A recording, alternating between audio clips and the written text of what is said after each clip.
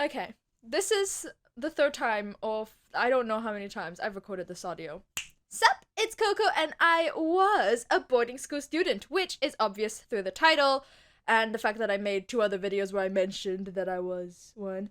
Also, you better have noticed my use of past tense because I did my exams! And I had just finished school last June, so I'm getting ready for uni now. Assuming I can get in, because who knows, maybe I messed up really bad and I'm not going to university. This is future Coco. Anyways, I think you can tell from the audio quality, but it's results day! And I found out that I am indeed going to university, and I'm going to my first choice uni, so I'm very, very excited about that. Woo! Anyway, back to the original topic. I have to take flights quite often, and even though it's not good for the planet and all that jazz, it's what I experience in my life, and I'm very fortunate to have the luxury of doing that.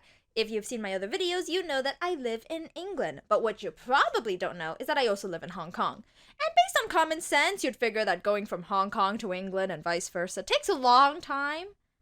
Like at least 12 hours of flying time. And if you are like me, a cheap person who tries to scrape as much of that dough as they can, most of the time flights end up being an economy class with a total of 14 hours in the air with a transit stop, which is usually 2 hours long. Yay. Considering I started flying without adults with me from the age of 12, I ended up traveling with friends, which is hella fun unless you travel back home with your crackhead roommate who procrastinates, does everything last minute, almost caused you to miss your taxi to the airport because her dumbass hadn't finished packing and, made you yell at her for like 3 hours straight. You need to learn some time management. This was in our first year, but I would be lying if I said that I didn't care because I'm not gonna miss my flight home. I want my home-cooked food, man! However, despite the chaos, having a friend with you is pretty rad, and it's far better than traveling alone, which usually means being stuck in a cramped space with a bunch of strangers, and sometimes it's really uncomfortable, especially if you're stuck sitting next to one of those weird people who try to spark conversation. I admit, some of the conversations I had were quite nice, but there are just some questionable, uncomfortable ones where they keep trying to talk to you even though you clearly don't want to talk to them. So, you going to London? Yes, we all are. Oh yeah. So why are you going to London? I live there. Oh, I do too. What is wrong with this guy? Can't you tell that I don't want to talk to you? You know what? You don't look like you're from London. Oh my god, I'm about to throw hands! I'm gonna throw hands! Coco had to sit next to him for the next 10 hours. It was very awkward. Also, Coco did not strangle the person in real life. They wanted to, but they have self-restraint. Since the flights are really long, I personally like sleeping on them, and if you don't even attempt at sleeping, you're weird. Like get therapy or something. It's a 12-hour flight, people. Like, no. But sleeping on flights is an actual nightmare, especially when you're some sort of weird baby magnet and are always within a 5-meter radius from a family with a little devil spawn of a fetus. How many of you have been in a 12-hour flight with babies near you?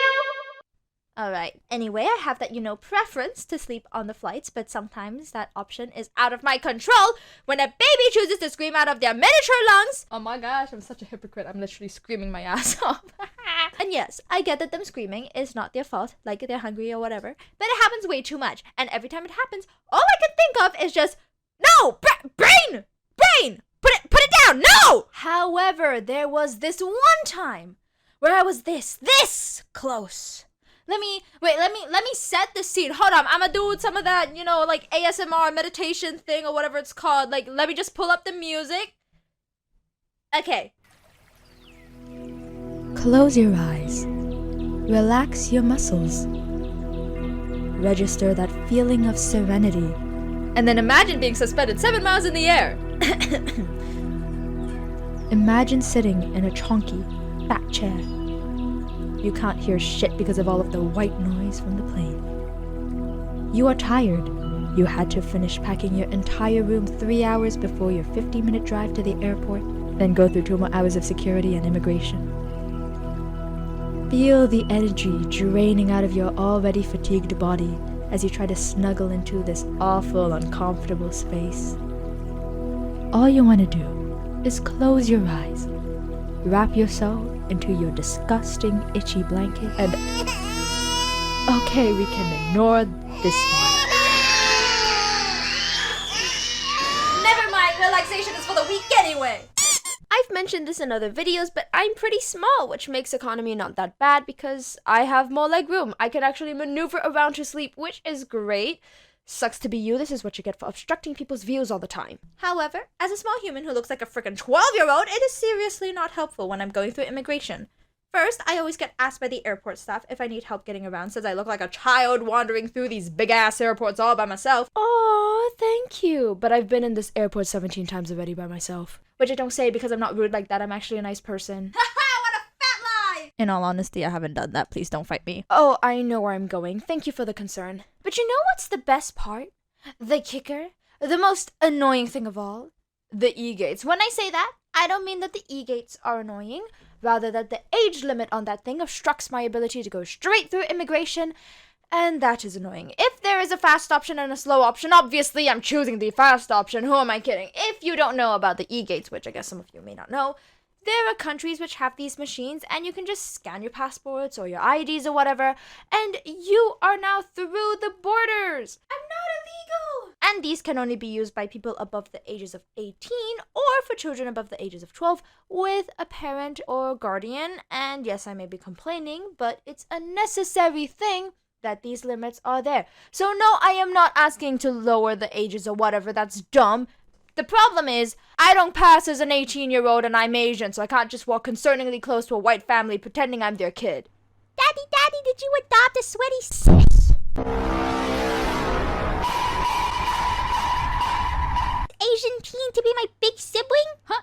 What the f? So sadly, I have to get filtered off to speak to a person. A real-life person. A human. An individual who has the capability of judging me, which I don't want to deal with because people give me anxiety. Okay, so you're 15. Yes. And you're traveling by yourself? Yes. Why are you coming to the UK for? I live here, sir. Without your parents? My parents are in a different country right now. You go to school here? Yes. Which school? This one. Here's my student ID. Oh, a boarding school. You don't live here then, do you? I have family that lives 30 minutes away from my school. But you board? Yes. Why do you board then? Because there's a boarding option and I can? Okay, have a good time in school. Thank you. What's your job? I'm a journalist. Okay, welcome back. How else can Coco struggle with speaking to another human being despite having no negative impact to communicate with another individual? And in fact, the lack of communication causes a negative impact on themselves instead. I hate asking the flight attendants for help, which seems extremely stupid because it's kind of their job to help me. This happened once. It was not fun. Oh, I guess I finished my water. And I'm still thirsty. They'll bring more water later on, I'm sure of it. Okay, I should probably ask for water, but I don't want to bother them. Maybe if someone walks across, I can ask for a glass of water. But I mean, I could also ring the little bell thing, but I don't really want to have to call them over just for them to go fetch me a glass of water. And I guess I just missed her. Maybe if I sleep, I could ignore my feelings of thirst. Heck yes, I'm a genius! So that did not work. I'm definitely not a genius because I'm still thirsty and I did not sleep. Maybe I should ring the bell now. This is your captain speaking. We will be landing in 30 minutes. Please fasten your seatbelts and prepare for landing. Crap! What are you doing, Coco? I was thirsty because I didn't drink water. What do you mean you didn't drink water? Wanted water, got anxious, didn't drink water for 6 hours. 6 hours? Didn't you ask for water in the flight? No, what am I, a normal functioning human being?